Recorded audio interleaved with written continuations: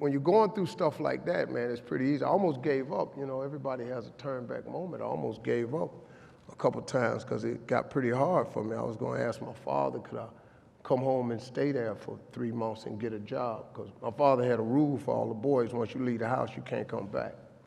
He was pretty strong with that rule. The girls could come back home anytime they wanted to. The boys, you can't come back here. So calling him and asking him, could I come home, was pretty tough. And then I got a phone call. You know, remember back in the day, you had an answer machine and you could press in the code and you could play your messages back. I was about to give up and I pressed the code one day, and it was a guy named Chuck Sutton from Showtime at the Apollo. And he said, hey, we got a gig for you Sunday night. If you can get here, we'll put you on TV Sunday night. It was a Thursday. I'm in Florida. I got $35. I'm homeless. I'm fitting to give up. And I didn't have enough money to get to New York. And I sat there and I started crying on the side of the road, man. I said, man, I finally get my shot to be on TV, and I can't even get there. So I sat there. When I got through crying, I said, man, let me call back and see if he said this Sunday. So I picked up the phone and I dialed again, and they said, yeah, this Sunday.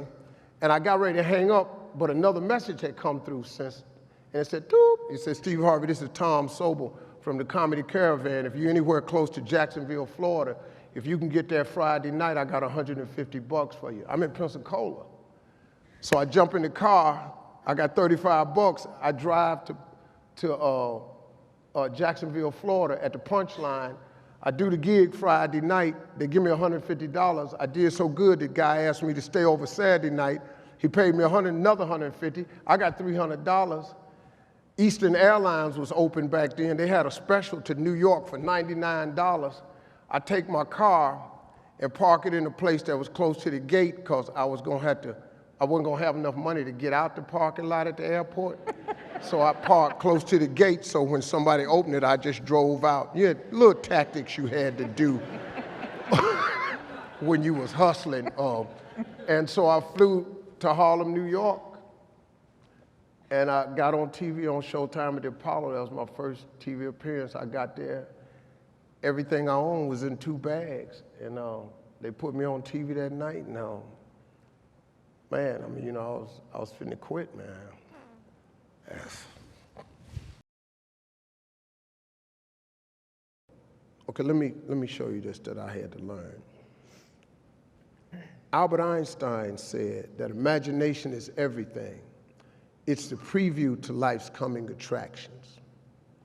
That's what your imagination is. Your imagination is actually very, very real.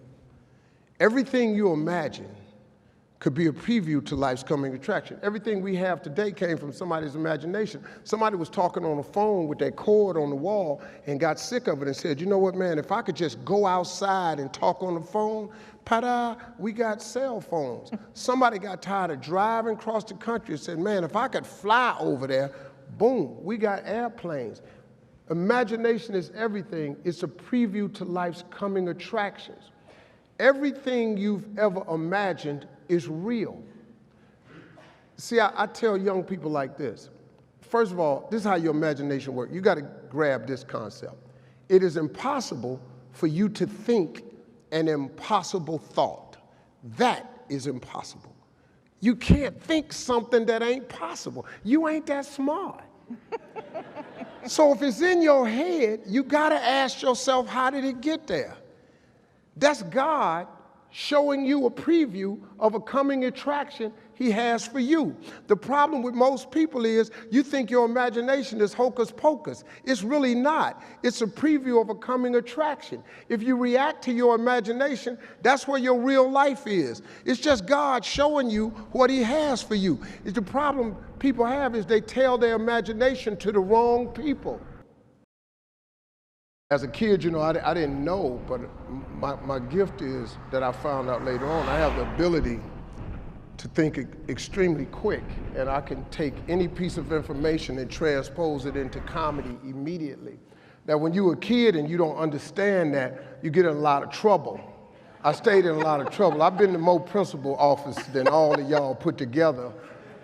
and the pastor's office at the church because I just couldn't control it.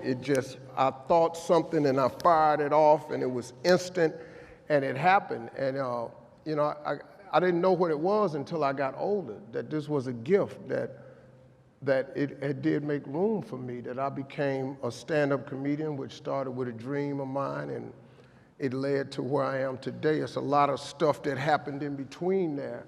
But your gift is the thing that you do the absolute best with the least amount of effort.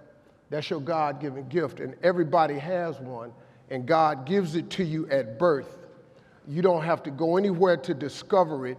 It's not in the water. It's not on a mountaintop. It ain't hid under a rock. Your God-given gift is instilled in you at birth.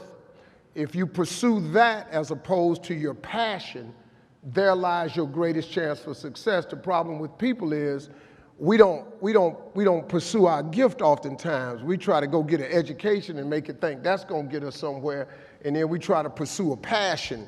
And, you know, I'm passionate about golf. I really am. I'm passionate about golf. But I need 24 balls when I start a round of golf, because as passionate as I am, I'm not gifted at it. I make some good shots. You know, I hit one every now and then, get up there, you know, green in regulation. But for the most part, you know, I got to go find that ball somewhere. And I'm passionate about it, but I'm not gifted at it. If you identify that gift, man, that gift is the thing that can make you great.